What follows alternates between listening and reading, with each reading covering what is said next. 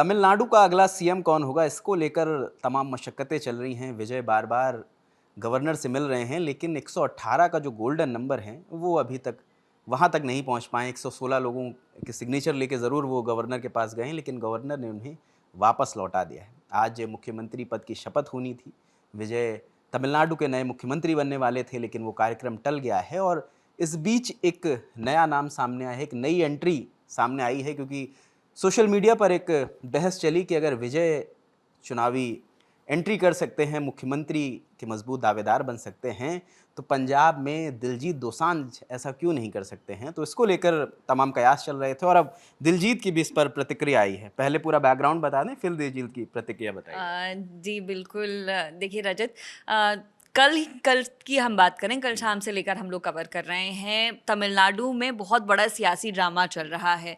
लगातार टीवी के बार बार जा रही है गवर्नर के पास, लेकिन बहुमत का आंकड़ा पार नहीं कर पा रही है। 108 एमएलए हैं कांग्रेस के, 5 एमएलए जो है, 7 108 टीवी के हैं। हाँ, 108 जो है टीवी के है, और 5 जो एमएलए हैं वो कांग्रेस के हैं, और सीपीआईएम और सीपीआई के भी 4 जो एमएलए हैं वो उनके साथ है।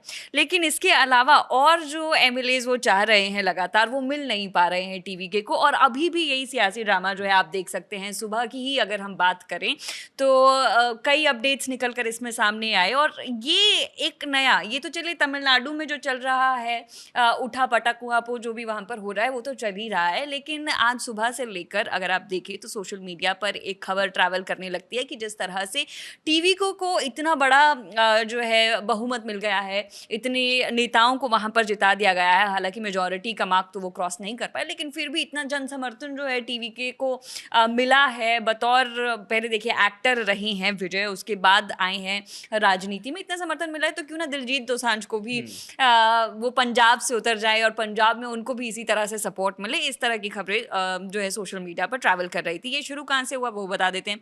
पंजाबी ट्रिब्यून करके एक अखबार है पंजाब का, उन्होंने ये लिखा कि एक रिटायर्ड सैनिक और अलग अलग क्षेत्रों से जुड़े लोगों का एक समूह है, जिसे रिटायर्ड अफसर एसएस बोपाराई उसका नेतृत्व कर रहे हैं। और उनकी तरफ से ये अपील की गई थी दिलजीत दोसांझ से कि वो राजनीति में आ जाएं। और यही वो कह रहे थे कि टीवी के ने, क्योंकि वहाँ पर इतना स्ट्रॉन्ग विजय को जन समर्थन मिला है, तो पंजाब में दिलजीत दोसांझ से बड़ा कोई स्टार जो है वो देखने को नहीं मिलता है पंजाब की अगर बात करें तो राजनीति में आने की उनसे अपील की गई थी। सार्वजनिक रूप से खूब ये चल रहा था।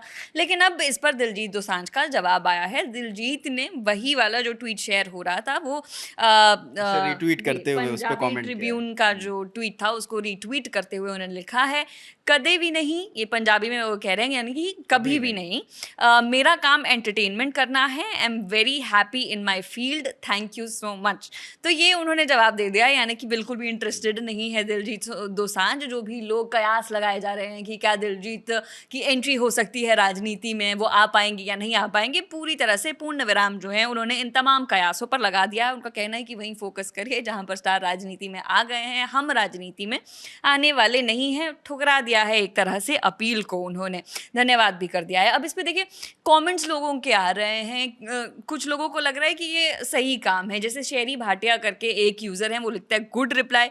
गगनदीप सिंह है, वो कह रहे हैं कि you are best in your field, keep shining, any plans on coming up, some country music remix, ये इस तरह की बातें हो रही है। साथ ही अर्श Bhatia, Diljit the big fan करके एक यूज़र है, उन्होंने लिखा है बिल्कुल सही जवाब दिता भाई जी, तुसी प्राउड ऑफ यू। असी हमेशा, ये पंजाबी में उन्होंने लिखा है कि हम तुम्हारे साथ खड़े हैं और तुम्हारे साथ ही खड़े रहेंगे। Who gives them masala to write. तो कहीं ना कहीं दिलजीत देखिए ये बात कहने की कोशिश कर रहे हैं कि इस तरह से वो नहीं आना चाहेंगे राजनीति में, और लोग उसका सपोर्ट भी कर रहे हैं। अब यहाँ पर एक और बात का मैं जिक्र करना चाहूँगी रजत। इससे पहले दिलजीत जो है हाल ही में सुर्खियाँ उन्होंने बटोरी थी। उनके कॉन्सर्ट के दौरान कुछ प्रदर्शनकारियों को उन्होंने संबोधित किया था जो खालिस्तानी समर्थक झंडे उनके कॉन्सर्ट में लहरा रहे थे। उन्होंने उन पर गरजते हुए कहा था कि अगर आपको अब भी इस बात से कोई दिक्कत है कि मैं टेलीविजन पर किसी के सामने बैठा था तो जितने झंडे दिखाने हैं दिखाते रहो, ये उन्होंने मन से कहा था। तो उस वक्त भी दिलजीत दोसांझ जो है चर्चा में आए थे, और अब ये एक अलग से कहीं से बात निकल कर सामने आ गई थी कि यार राजनीति में टीवी की तरह विजय की तरह वो भी आएंगे, लेकिन हालांकि पूरी तरह से खारिज कर दिया है इस बात को। दिलजीत गाहे बगाहे चर्चा में रहते हैं और इस बार उन्होंने चीज़ों को क्लियर कर दिया कि वो राजनीति में नहीं आने वाले हैं। टीवीके का क्या राजनीतिक भविष्य रहेगा वो देखना होगा, क्योंकि अभी पेंच फंसा हुआ है 2 सीटों पर, क्योंकि 116 का मार्जिन उन्होंने 116 विधायक तो इकट्ठा कर लिए हैं, हालांकि 108 उन्हीं के थे, 107 कहें क्योंकि विजय 2 सीटों से लड़े थे, और जो बाकी सीपीएम के 2, सीपीआईएम के 2, सीपीआई के 2 और 5 कांग्रेस, टोटल 116 का आंकड़ा हो रहा है। 2 विधायकों की उनको तलाश है। वीसी के से बात चल रही है, लेकिन बात कुछ बनती नहीं नज़र आ रही है। बंद कमरों में ये बातचीत ज़रूर चल रही है कि वीसीके की जो डिमांड्स हैं वो बहुत बड़ी हैं। वो डिप्टी सीएम का पद मांग रहे हैं, और जो 2 सीटें हैं जहां से विजय ने कंटेस्ट किया उसमें से जो 1 सीट जो उन्हें खाली करनी है वो सीट भी मांग रहे हैं। तो ये देखना होगा कि विजय का राजनीतिक भविष्य क्या होगा। हालांकि उम्मीद यही है कि वो मुख्यमंत्री बनेंगे तमिलनाडु का। तो जो भी अपडेट होगा वो हम आपको बताते रहेंगे। दिलजीत से जुड़ी खबर थी, दिलजीत चर्चा में रहते हैं तो हमें लगा वो चीज़ खबर भी आपको बतानी चाहिए। इस बातचीत में हमारे साथ नेहा थी। इस रिपोर्ट पर जो भी सोचते हैं मैं कमेंट सेक्शन में ज़रूर बताएं। मेरा नाम रजत है, कैमरे के पीछे शिवम है।